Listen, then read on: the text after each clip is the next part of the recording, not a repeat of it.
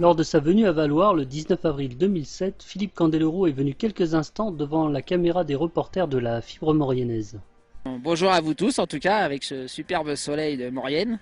L'association Ice Candelart. Ça fait 1 an et demi qu'on existe. Je trouve que le travail est super parce que les élèves ont beaucoup progressé. Aujourd'hui, ce sont des vrais artistes qui essayent d'attirer le public avec eux sur la glace pendant le spectacle. Candelart, je vous en ai dit 2 mots en fait, hein, c'est une association qui a été créée pour s'occuper plus de l'esprit artistique des patineurs plutôt que leur esprit sportif. C'est-à-dire que la plupart des gens qui sont là, ce sont des gens qui au départ ont essayé de devenir des champions. Être champion, c'est pas pour tout le monde. Des fois, il y en a qui y arrivent, des fois, il y en a qui n'y arrivent pas.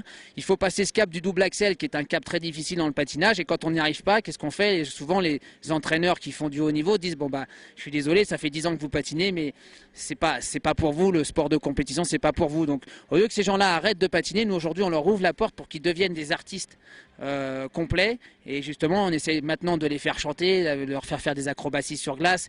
Bon, c'est encore tout petit. C'est une association qui débute. Pédagogie candélorienne.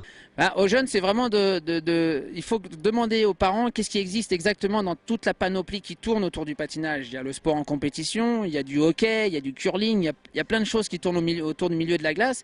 Il faut vraiment bien expliquer aux enfants qu'est-ce qui existe pour qu'il y ait une préorientation à faire. Alors, il y a un apprentissage à faire au départ, ce sont les clubs locaux qui vont s'occuper de la formation du patineur au départ, ça c'est sûr. Mais après, il faut vraiment être libre de pouvoir choisir une orientation parce que sinon, les gamins, on les met tout de suite dans un esprit de compétition où tous les jours, il faut faire des axels, des doubles axels, des machins, et puis ça dure 5 ans, 6 ans, donc c'est un cursus qui est vachement long, c'est souvent assez coûteux aussi, donc pour les parents, pour les familles.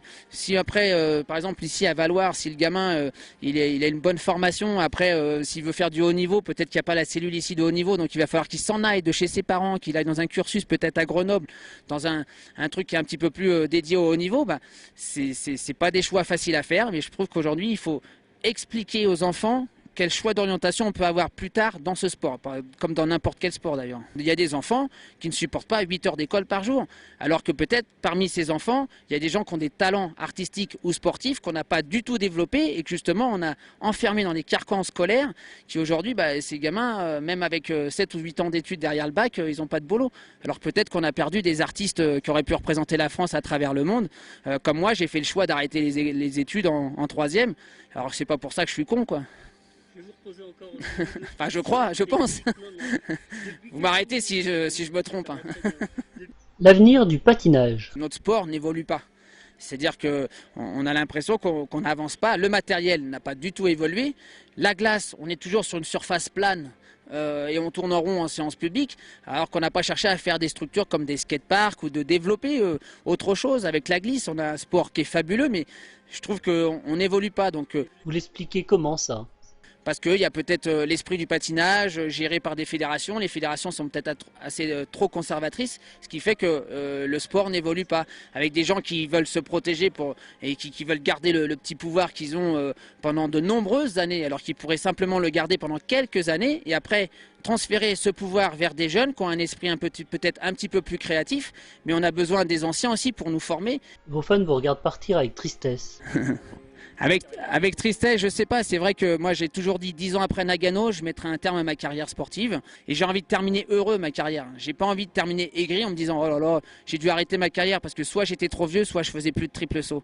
Aujourd'hui, je fais encore des triples sauts, j'ai envie de terminer sur ça et puis j'ai envie d'explorer d'autres horizons et toujours en donnant du plaisir aux spectateurs qui aiment le monde de la glace et c'est ça que je ferai plus tard, peut-être en mettant en scène pourquoi pas des Brian Joubert ou des Samuel Courtesti ou des Alban Préaubert et pourquoi pas des filles qu'on aura, j'espère, bientôt en équipe de France.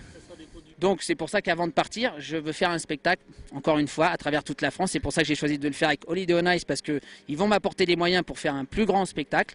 Et j'espère que ça va être une très très belle aventure pour terminer en apothéose et en beauté avec ce spectacle qui s'appellera Hello and Goodbye. Parce que pourquoi Goodbye à la partie patineur pour aller vers une partie plus production de spectacle sur glace dans un premier temps et peut-être pourquoi pas après plus tard à faire autre chose.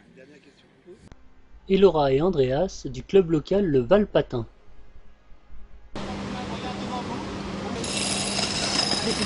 Bonjour.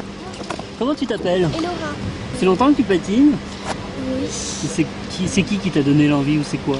En regardant les championnats, j'ai eu envie de patiner, donc je me suis inscrite.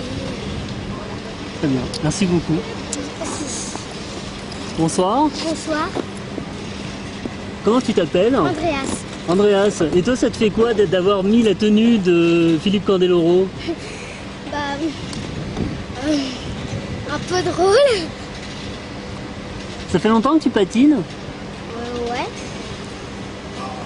2 ans et demi. Tu voudras devenir comme Philippe Candeloro? Oui. C'est vrai? Ouais. Tu lui as dit? Tu lui as demandé un conseil? Ouais. Et il t'a dit quoi?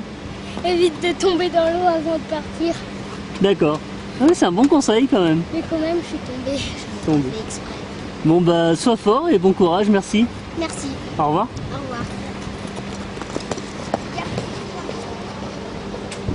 Salut la Maurienne.